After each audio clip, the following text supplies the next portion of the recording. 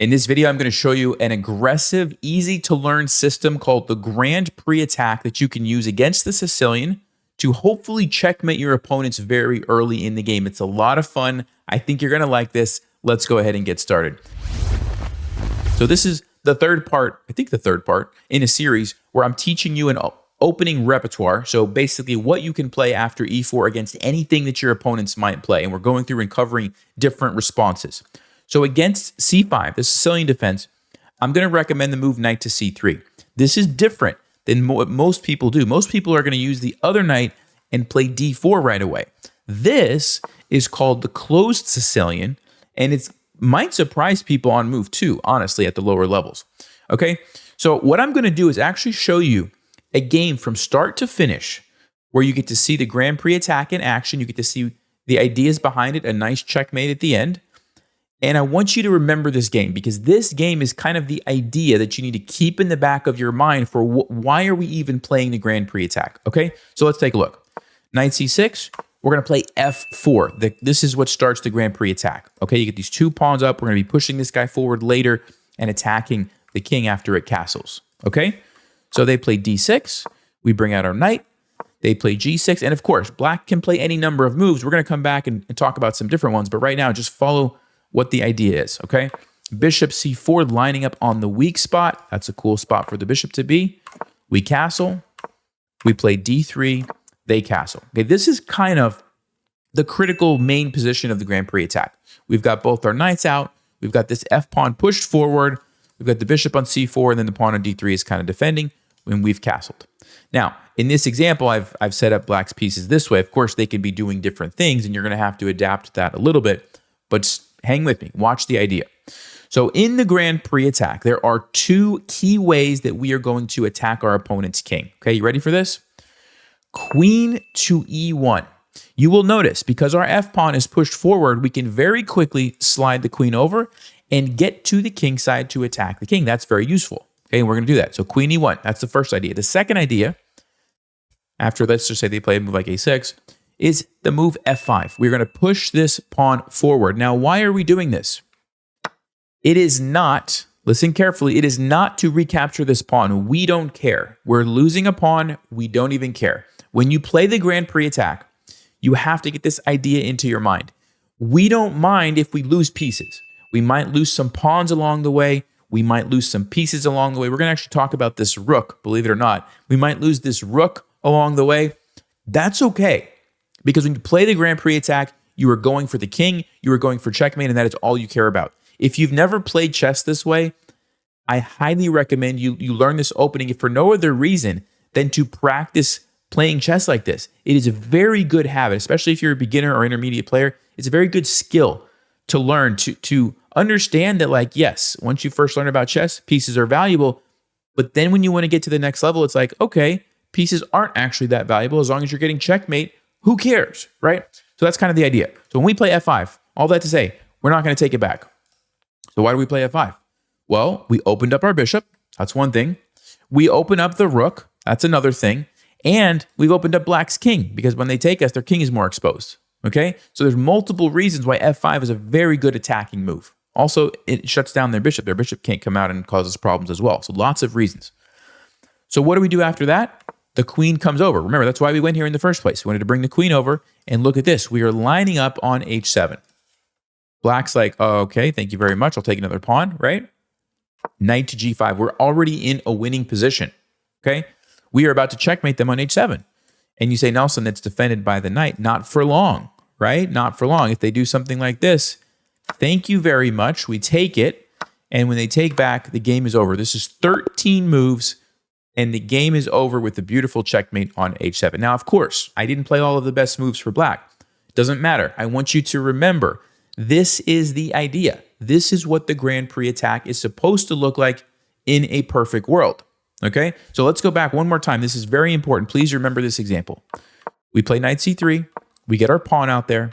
We put the other knight behind it. Put our bishop on c4, castle, pawn on d3. And then remember the two ideas, f5 and queen e1. Usually the order that you play those doesn't matter too much. Queen e1, f5. We don't care about the pawn. We just wanted to open things up. We bring the knight, we sacrifice. Remember, sacrificing pieces, sacrificing pawns, totally fine as long as you get checkmate at the end. That's it. That's the Grand Prix attack. Now, let's go back and talk about some of the problems that you might face trying to go for something like this. Okay, so let's go all the way back to the beginning. So the first thing that we need to talk about is this bishop going to c4. Okay, in the example that I showed you, it was knight c6 followed by d6. So here's the first thing I want you to remember. Whenever you see the move d6, it's usually good for the bishop to go to c4. Why? Because if they don't play d6 and they play, let's just say e6, and you immediately go bishop c4, what's most likely going to happen is at some point in the future, they're going to play d5 in one move. They don't even have to waste time. They just immediately play it. And guess what? Now you have to move your bishop, and you waste a little bit of time. Now, this is not the end of the world. Yes, okay, the eval bar says it's slightly better for black. This is not the end of the world. If you wanted to do this, you could still do this and just move it, and the game would go on. But a lot of times it's better if they don't play d6 that maybe you put your bishop on b5. Okay? Again, if you want to keep it real simple, always just go to c4. There's nothing wrong with that, especially if you're a lower rated player at the beginner level. That's totally fine. But as you get more into the intermediate advanced levels, you might want to start thinking about that and putting the bishop on b5 and trading for the knight instead of going to c4. There are some interesting things that can happen if they jump their knight to d4. We're not going to talk about it. It's out of the scope of this video, but just know, in general, if you see d6, perfect. You're good to go. Bishop's on c4. You're really happy. If you see e6, you can try to wait one more time. Maybe they'll play d6 now, and then you go to c4. Great. If they wait and move their knight, you have to just understand, they're probably going to hit my bishop when I go to c4. That's part of the deal. Okay, so just be aware and know that you do have options there if you want. And by the way, if you do go to b5, let's just say here, and you end up trading for this knight, that doesn't really change your strategy. Like this, the same plan can apply. You bring your knight, you put your pawn, you castle, you're going to play f5, queen e1, and attack, right? The only difference is those pieces are traded, not the end of the world. Okay? So that's the first thing. Now let's keep going. So let's say, back to our good example, they do play d6, we do get our bishop to c4, and we're happy with that, all right? The next thing that I want to talk about is some people will, and let me actually back up a move, some people will immediately go for a pin on your knight, okay? They like to do that, it's kind of annoying, and they have their knight ready to jump into d4, and this can cause you some problems, okay? So here's my recommendation. If they pin your knight in the Grand Prix attack very, very early like this, and you haven't moved your bishop yet, I recommend you counterpin their knight. And the reason is simple. We don't want to have to deal with the knight coming in and attacking our pinned knight and causing us problems. That's going to mess up the whole flow of the game. You don't want that. So the easiest thing to do is counterpin their knight, and then at some point just trade it, and there's no longer a knight jumping into d4. This is not as big of a threat anymore. Okay? Easy solution. And then after you're castled, I do recommend you chase this bishop away. If they go back, they will get trapped. So G4, F5, remember that one. Okay, it's a version of the Noah's Ark trap. And so they're most likely going to take you, and then your queen gets to come out to a really nice square. And my personal preference in positions like this is if they castle, I just launch my pawns forward and attack. I've got my queen over there. I can bring my rook. That's what I like to do. But you can do whatever you want. You can fianchetto your bishop. You can just play a little bit more normal if you want with d3. Like, it's totally up to you. Okay? So the key takeaway, if they pin you super early and you haven't moved your bishop yet, I would go to b5. Okay?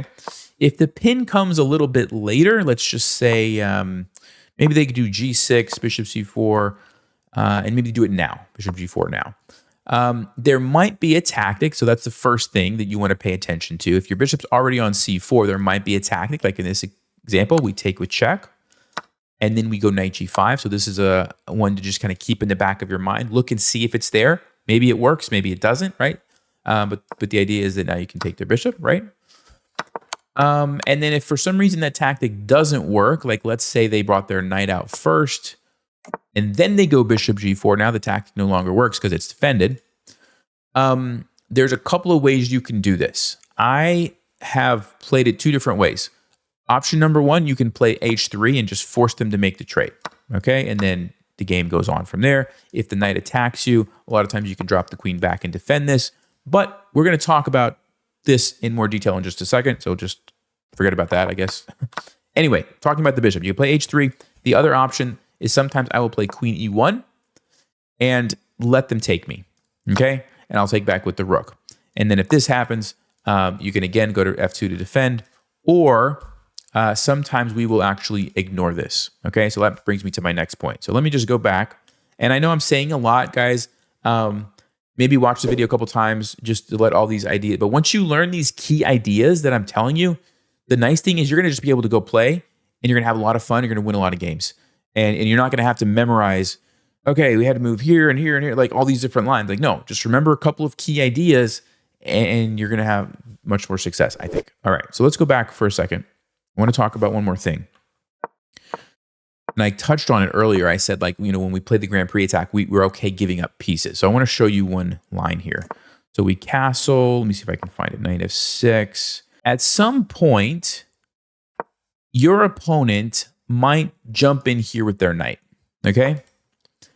And you will notice that they are attacking here and threatening this fork. Now, a lot of people, when they see this, their initial reaction is, well, I can't allow that. There's no way I can allow that. I better take the knight, right? Or I better defend this. Maybe I'll play queen f2 and defend, or rook, like, have to deal with this. I want you to be aware that sometimes you can get away with letting them go here and letting them take your rook. And a good example of this is the move f5, okay? Which is the kind of the typical plan, right? We bring our queen over, we play f5. We are basically saying, look, I don't even care that you're going to do this. I'm going to keep attacking your king just like I was going to before. They take us, queen h4. And I want you to notice something. The eval bar says equal. Even though we are literally giving up a rook for free, the eval bar says the position is equal. What does that mean? That means Stockfish is noticing that, yeah, even though I'm down a rook, I have something in my attack that's worth a rook. Now, that's really good news for us. Why? Because that means probably usually what Stockfish means when it says this is that there's a perpetual check somewhere. But it also means we're going to get a really nice attack, okay? So the point I'm trying to make is it's okay to lose your rook for nothing if you are playing good, solid moves that are attacking your opponent's king. As an example, we take here. Notice the bishop is lined up. They can't take back this way. They have to take back this way if they want to take back. Oh, but guess what? That's a losing move. You see the eval bar? Now we're just winning. Knight to g5. We've seen this idea before.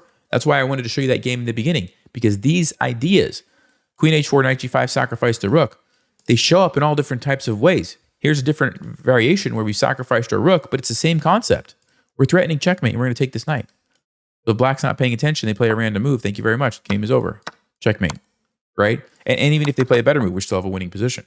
Right? Stockfish has the best move is knight h5. So they try to block us. If you want to pause, try to find a nice move here for white. All right, if you had a chance to look at that, g4 is a good move because we're attacking the knight, trying to make it move. But an even more powerful move is knight takes f7. And it just shows how when all your pieces are lined up on your opponent, they're in trouble. I mean, they can't take this. It's defended well enough. Right? We just jump in. We're going to take here, and everything is falling apart. I guess we can sacrifice this. Yeah, that's one move. Queen g5 is even better. Okay, we just attack it this way, and there's a forced mate in 10 moves, 9 moves. I'm just trying to give you guys examples, right, of what could happen. So, going back to my original point. If they play here, and the king is castled, and you feel like I can just continue with my attack, go for it. It's okay to lose this rook. It is okay. You just have to go into it with the mindset knowing that, like, I've got to make this attack work. And guys, it's amazing. When you have that mindset, it's amazing, like, the cool moves that you will find, right? You will just come up with amazing moves when you get into that mindset, okay? So if you've never played chess this way, I highly encourage you to give it a shot. All this to say, let's just do a quick recap, because there's lots of, like, variations and different things that your opponents could play. But now that you understand the main ideas, you're going to be able to kind of take that and apply it in your games. Okay, so what's the main idea? We play knight c3 pretty much against whatever they do. Our setup is going to be the same. We're going to play f4. We're going to play knight f3.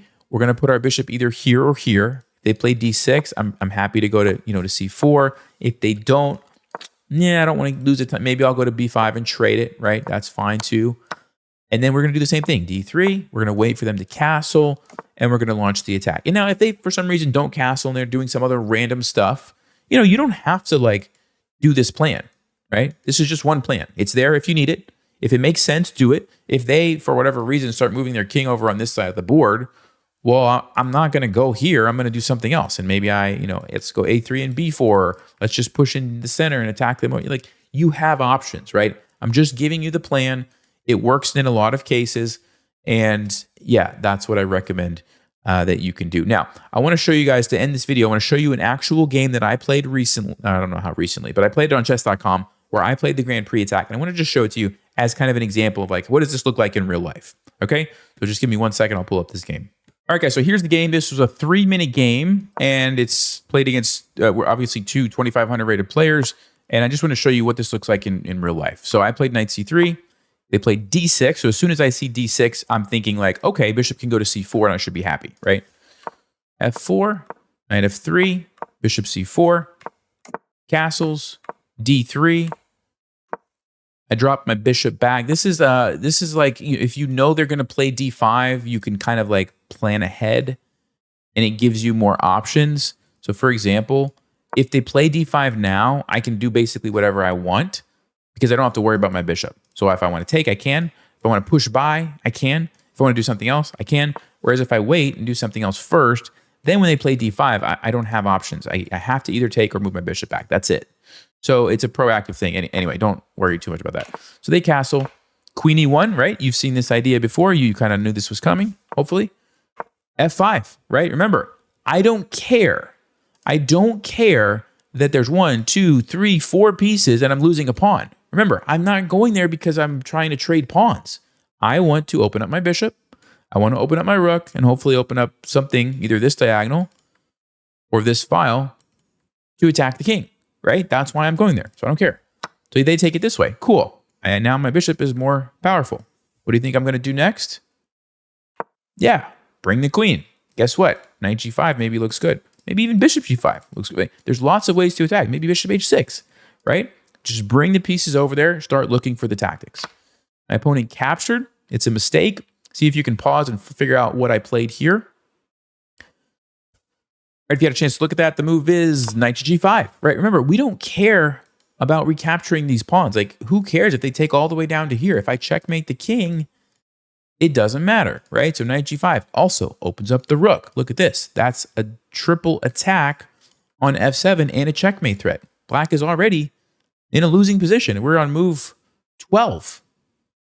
We're on move 12 a few seconds into this 3-minute game, and he's losing, right? So he stops the checkmate. But then I can jump in here. And I mean, black's position is bad. Like you either move your queen and you open yourself up to the discover check, or you do what they did and sack the rook. Allows me to come in. I could have taken with the bishop as well. Both are good. All right, pause. What do you think I played here? Well, I hope you saw it. Rook takes g7. Remember, guys, we don't care about losing pieces. The only thing we care about is attacking the king and getting checkmate. Does the move that I'm going to play next help me do that? Well, yes, this bishop is a really nice defender. I would love to get my other pieces into the attack as well. Absolutely. Get rid of that bishop and come in with the attack. Now, Stockfish says, yeah, no, they're both actually very good. Either one. You can take either way, but I like this one because it allows my rook to come over. They go here. Pause. What do you think I played here? All right, if you had a chance to look at that. So there's lots of good moves. Bishop g5 is not bad, just kind of creating a pin. Knight takes e4 is pretty nice, taking advantage of this and bringing the knight into the attack. But the most powerful, and this is what I played, queen f6, going for the checkmate immediately on g7, okay? And obviously that's very difficult for black to stop. They played knight f5, only move that defends it. The problem with knight f5 is it leaves the pawn undefended. I was able to take this with check. They moved here. If you would like to pause again, here I actually did not play the best move. Go ahead and pause, see what you would play. All right, so in this game, I captured this pawn. I guess I was thinking to myself that if they take, it opens up the bishop, and I'm threatening the knight so that I can get a checkmate. So it seemed like it made a lot of sense to me. Stockfish says the more powerful way was bishop g5 right away here to sneak around to f6. Yeah, that looks even better. So I missed that. I took here. They captured. And then I played rook d1. Also not the best move if you want to pause. Yeah, there's actually this beautiful checkmate. So the bishop is controlling here. So I can actually sacrifice my bishop, and then this is checkmate. So that's a nice one. I didn't see that in the game. But you know, the nice thing about this is like my position is so good, even though I didn't see the exact best stockfish moves, as long as you're playing good solid moves, like bringing in another piece and attacking, you're going to be fine, right? And they went here. And now I did see this other idea of bringing the bishop around this way. Again, I still missed that checkmate, but it ultimately led to this position, and then I did get the checkmate, okay? So a good example of a lot of the things that we talked about, right? Like I played Queen E1, I played F5. I didn't worry about losing a pawn here. I just kept attacking, right? I didn't worry about losing another pawn. I just kept attacking. And then here, I don't care that I lose my rook. I'm just keep attacking, keep bringing in more pieces, keep going for the weak spots, right? That's how you play the Grand Prix attack. Now, they don't always work out like this, right? I obviously handpicked a nice win, but sometimes they do. And, you know, this is why the Grand Prix attack is so much fun. And I definitely think you guys should try it. Please let me know if you have a cool game. Let me know in the comments. And let me know what response you would like to see in the next video. I'm covering every response against E4. I think we've already covered, what did we cover? E5, Caro Khan, and now Sicilian. So if you have another one you want to see, let me know. Thank you guys, and I'll see you next time. Stay sharp, play smart, take care.